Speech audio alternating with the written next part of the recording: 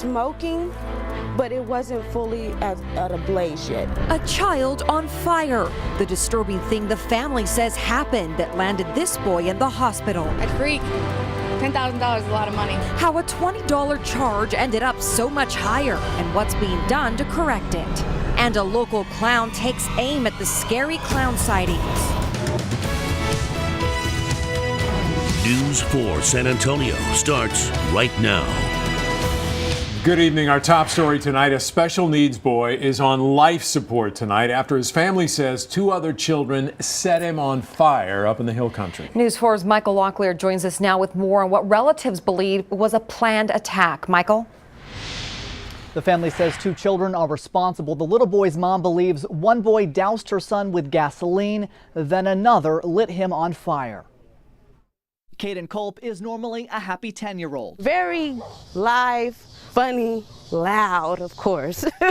Tonight, he's wrapped in bandages and connected to machines after being badly burned near his home in Kerrville in connection with a shed fire. It was smoking, but it wasn't fully at a blaze yet. Sunday afternoon off Wallace Street, family friend Ashley White says she saw the fire, but didn't immediately realize how her loved one was involved. The family now believes 2 boys intentionally set Caden on fire. He needs justice. I mean, no kid deserves to go through anything that he's going through at all, period. Relatives say the 10-year-old exhibits autistic behavior but hasn't been diagnosed. He's now on life support at University Hospital with burns covering 20% of his body, from his ears to his belly button. He got a long road ahead of him, but he's strong. He's a strong little boy. Caden's bike remains surrounded by crime scene tape, a symbol of his playful spirit at the center of an investigation into why this little boy is suffering.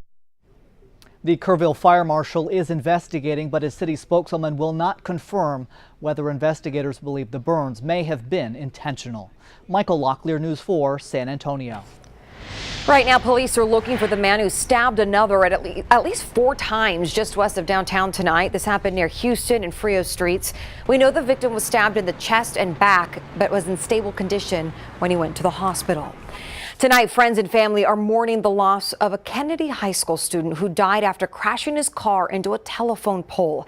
A vigil was held tonight where yesterday's crash happened on Groden Road to remember 17-year-old Luis Velasquez.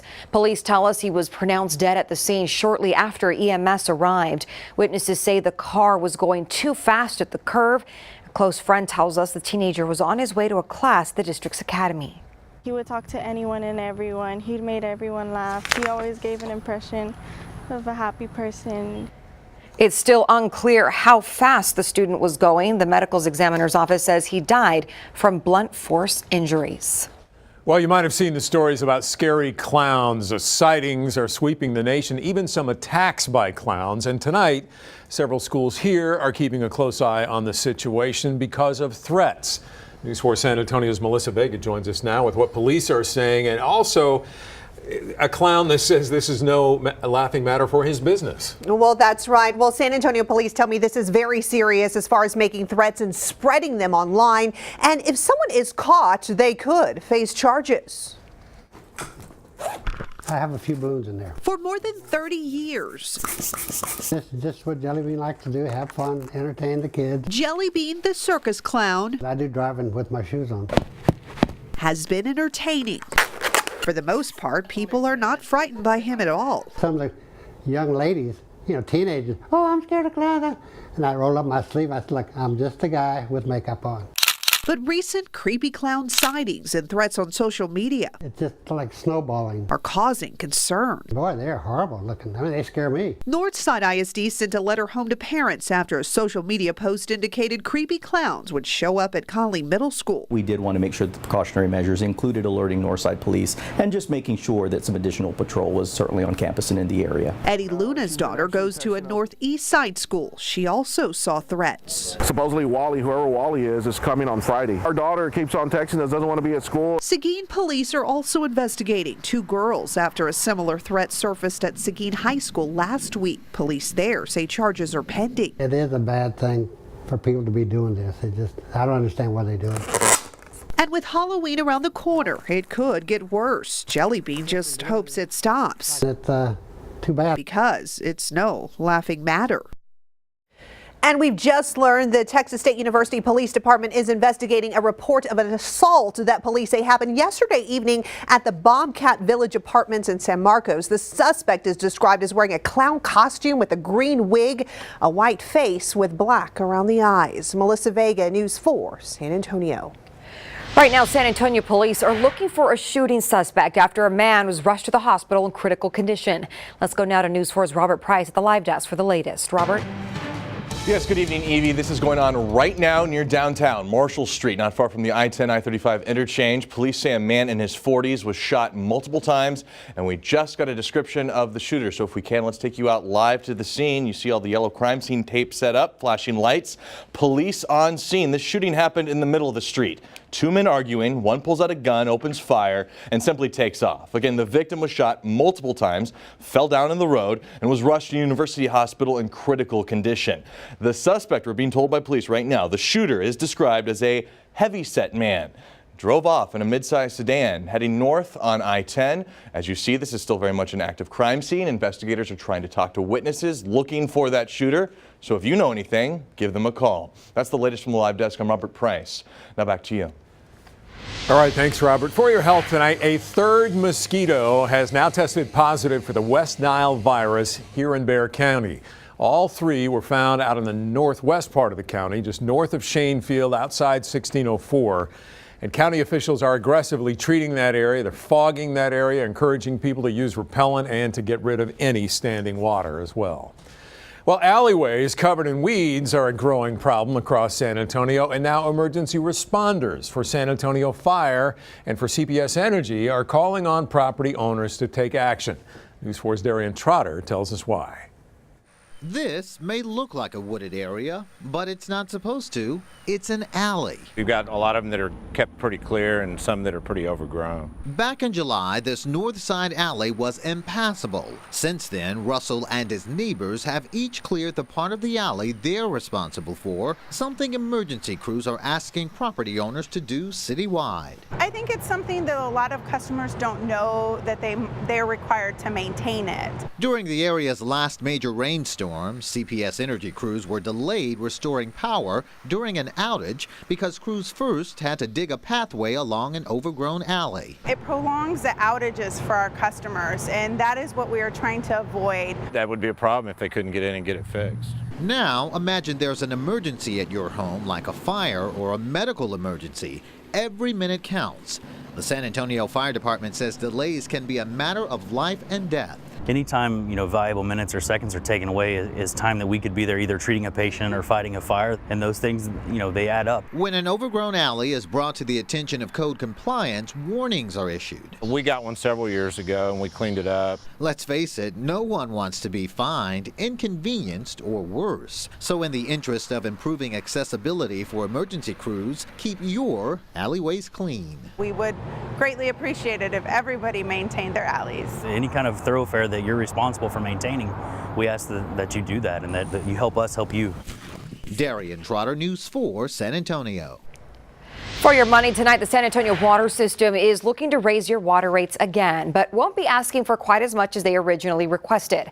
The proposed 2017 budget includes a nearly 7% rate hike, about 1% less than the city approved last year. It also includes the first water rate adjustment to former Bear Met customers since 2010. Now, if the budget is approved, the rate increase would appear on customers' bills next February. As part of National Anti-Bullying Awareness Month, HEB is now teaming up with elementary schools all across Texas, promoting their Be a Buddy, Not a Bully program. All month long, HEB partners will be going into second grade classrooms and talking to kids about how to prevent bullying. Now, the team visits classrooms with Heb Buddy, the HEB mascot. They use all kinds of activities to teach kids about bullying. What it is, why it's not good to bully, what should they do if they're being bullied, just encouraging the positive behavior over the negative behavior. Now, HEB partners and their mascot won't be able to visit all the elementary schools around the area, but they are handing out their Buddy League kits to any second grade teacher who wants one. Right now, the city is deciding how best to move forward with their ride-sharing contract with Uber. But today, Uber took a break from the debate to thank one local driver in a big way. Paul Esquivel has been driving for Uber since January. Today, he was surprised with a trip to take his autistic son to Disney World as part of a new Uber Wish program. He was picked out of 1,500 nominations for the trip of a lifetime. Paul started driving for Uber to help pay for expenses related to his 6-year-old son's autism. His son is most excited to ride the Small World ride. Still ahead on 4 tonight, a young boy paralyzed in a road rage incident. And 5 years later, some movement in the case finally against the man accused of putting him in a wheelchair. And a woman charged $10,000 at a gas station. How the error was eventually caught. Great weekend, good looking afternoon, but the humidity is up. Things are changing. We're at 79 right now, but you're taking that humidity and it jumps up to 81. Let you know what big changes are on the way when I come back. Now here's Jimmy Fallon with a preview of what's coming on after the news on The Tonight Show. Jimmy. Guys, Lin-Manuel Miranda is here. Plus, we have John Goodman, Olivia Newton-John, and music from Empire of the Sun. Do not change the channel.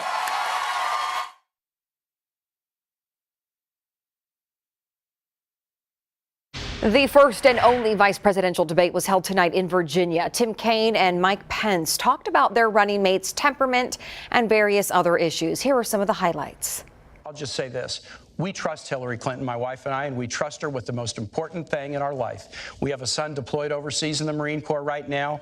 We trust Hillary Clinton as president and commander-in-chief, but the thought of Donald Trump as commander-in-chief scares us to death. Even former President Bill Clinton calls Obamacare a crazy plan. But Hillary Clinton and Tim Kaine want to build on Obamacare. They want to expand it into a single-payer program. And for all the world, Hillary Clinton just thinks Obamacare is a good start. There's a fundamental choice for the American electorate. Do you want a you're hired president in Hillary Clinton, or do you want a you're fired president in Donald Trump? I appreciated the you're hired, you're fired thing. Senator, you used that a whole lot. And I think your running mate used a lot of pre-done lines. She had a Clinton Foundation accepting contributions from foreign governments. You are Donald Trump's apprentice. Well, more on the debate online. If you'd like to look it up, it's at news4sa.com. And the next presidential debate, by the way, is this Sunday. Exactly 5 years ago today, a road rage crash left a San Antonio toddler paralyzed from the neck down. And now the man who's accused of putting that boy in a wheelchair has a trial date. But over the last 5 years, his trial has been rescheduled 15 times. So as News 4's Robert Price explains, the young victim's family isn't getting its hopes up this time.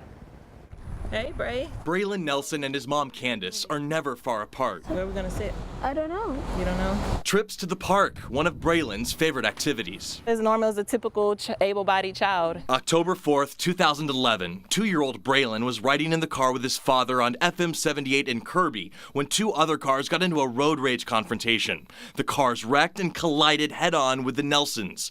Braylon was paralyzed from the neck down. I could never imagine this. We followed Braylon's journey from the beginning, leaving the hospital after months of treatment, meeting with Police Chief William McManus, receiving a hero's welcome home from family. What we haven't covered yet, though, is a trial. Still no conviction, still no trials. December 2012, a grand jury indicted 49-year-old Robert J. Brown and 41-year-old Armando Garza. 5 years later, neither man has gone to trial. I honestly don't believe there's going to be a trial anymore. Just kind of lost faith. Garza's case was dismissed early last year when he suddenly died. Brown's trial for aggravated assault with a deadly weapon has now been set and reset 15 times. 6 in 2013, 3 in 2014, twice last year, and 4 times this year. June to August, August to October the 12th now. Most recently, the defense's expert witness wasn't available, so the judge gave them more time. All right, gentlemen, let's get the show on the road. That was Braylon 6 months ago. Let's get the show on the road.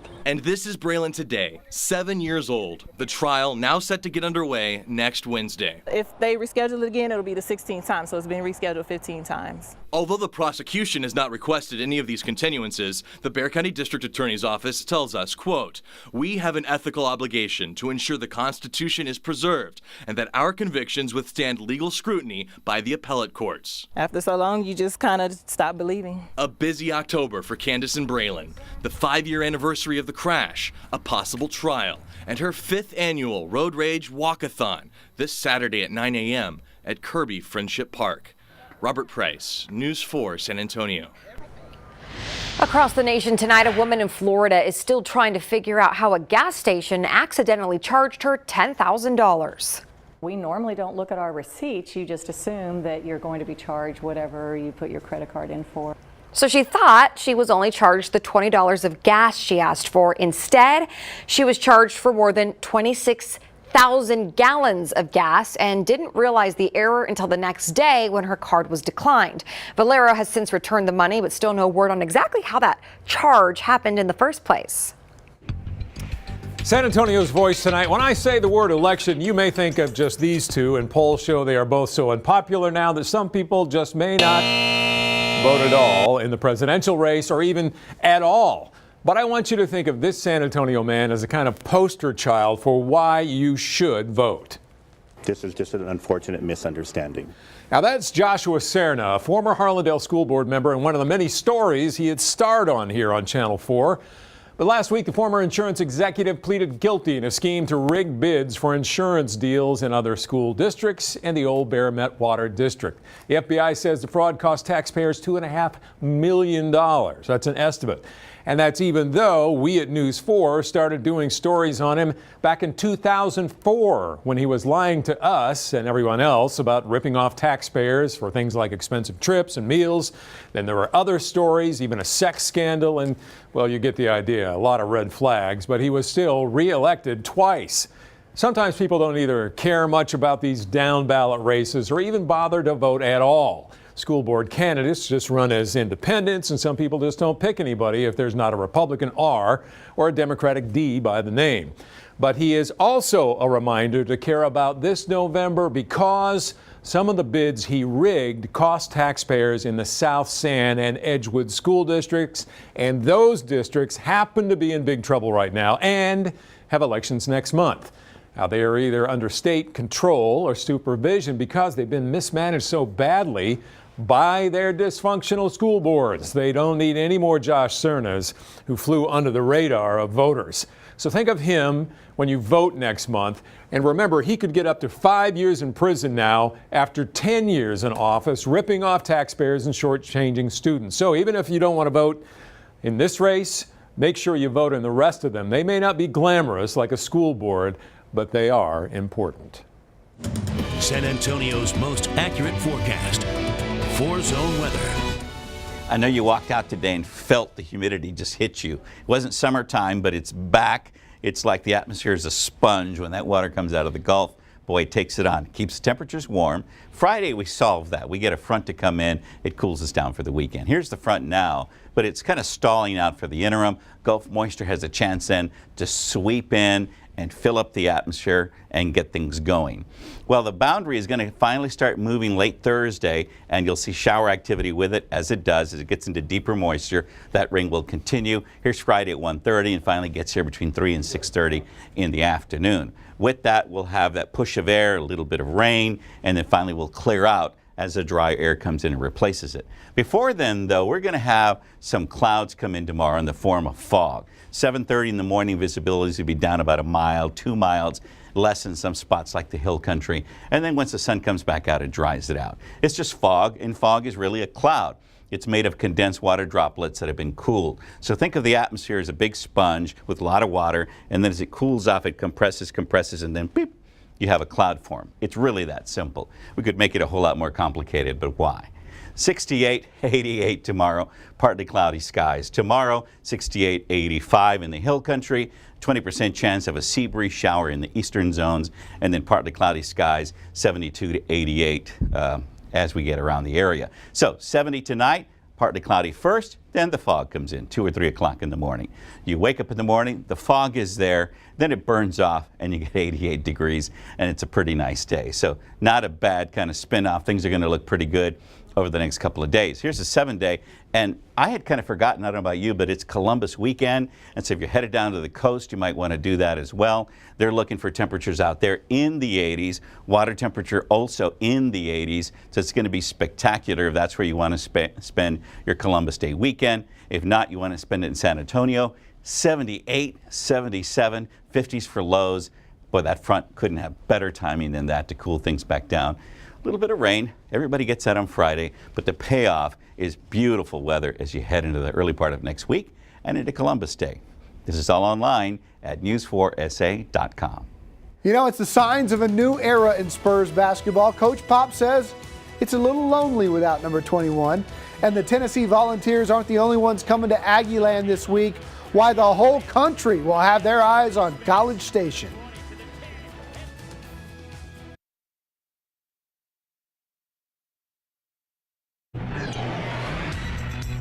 You know, Coach Pop admitted yesterday that life without Tim Duncan is a bit lonely for the coach. It's clear that it's a new era of Spurs basketball. And with some of the fresh faces that we saw on the court last night, there were some typical rookie moments, a blown lead and too many turnovers. But there was also a lot to like. You know, it's time for Kawhi Leonard to step up as the scoring force and leader, and he looked good last night with 17 points in 20 minutes. And the point guard of the future had a few nice moments. DeJounte Murray finishes this break with a nice reverse layup. He also had a 40-foot shot to beat the clock. He also gets the foul and one right there. He had 9 points. And the kid who just turned 20 years old says every time he hits the floor, it's a thrill and a dream come true. Yeah, I mean, even when I got the summer league and then media day, you know, just step by step. I'm not rushing this thing. You know, it's all a process thing, and, you know, I look forward to it and, you know, just going out there and hopefully getting on the floor. Spurs fans will get their first look at the new guys Saturday night. It's the home preseason opener against the Atlanta Hawks, 7:30 Saturday at the AT&T Center. Dobbs heaves it. They're bunched up in the end zone. It's tipped up. It's caught. It is caught. Yep, Tennessee shocked Georgia on the final play last weekend, and now the Vols and the Aggies are headed for a top 10 showdown. You know, the measuring stick of whether or not your college football game is a huge game is if ESPN Game Day shows up. There was a time when Texas OU would be the easy pick for the national game of the week, but not this year. This year, it's the Aggies who are in the top 10, and so is Tennessee. The Aggies are ranked number 8 in the country. Tennessee ranked number 9. Both are 5-0. Both a little bit as a surprise this season. The Aggies have already beaten UCLA, Arkansas, and South Carolina. And over the next 2 weeks, they control their playoff future. Tennessee this week, Alabama next. San Antonio's own Trevor Knight knows there's no time to look ahead to Bama. He knows the 12th man will be in rare form on Saturday. You know, Kyle Field hasn't disappointed me yet, and you know, we had a big game week 1, but this is obviously a bigger game now, and so excited for the way the fans are going to react, and it's going to be a fun atmosphere. Oh, it's going to be live. Aggies and Vols kick off 2:30 Saturday at Kyle Field. Hey, tomorrow night we're going to close the polls on our pick and pull play of the week. Some dandies this week. We had 2 kids going high with the hurdles, and then we've got one of the best catches you will see in a long, long time from this receiver from Holmes High School. Make sure you go to news4sa.com, watch the plays, and vote. You can vote for our pick and pull play of the week, Roel Sanchez of O'Connor, Dean Wallace of Navarro, or Quintravious Wright of Holmes High School. We'll announce the winner tomorrow night at 10 o'clock. You know, in the 20th century, there was Babe Ruth, Muhammad Ali, Michael Jordan, and Arnie. It's hard to imagine a more popular athlete than the king, Arnold Palmer. Golf dignitaries and friends from all over the world showed up in Arnie's hometown of Latrobe, Pennsylvania today to say goodbye. Palmer was the game's first huge superstar. He changed athlete endorsements and marketing forever. He was also known as a gentleman, a true class act, a fierce competitor, but also a friend, even to his greatest rivals, like Jack Nicklaus, who gave a very emotional message today. Today I hurt just like you hurt. You don't lose a friend of almost 60 years and not feel an enormous loss. But my wife often says that memories are the cushions of life. Remember when Arnold Palmer touched your life, touched your heart. And please, don't forget why. Few sports legends were as ever popular as Arnie, laid to rest today at the age of 87. We'll be right back.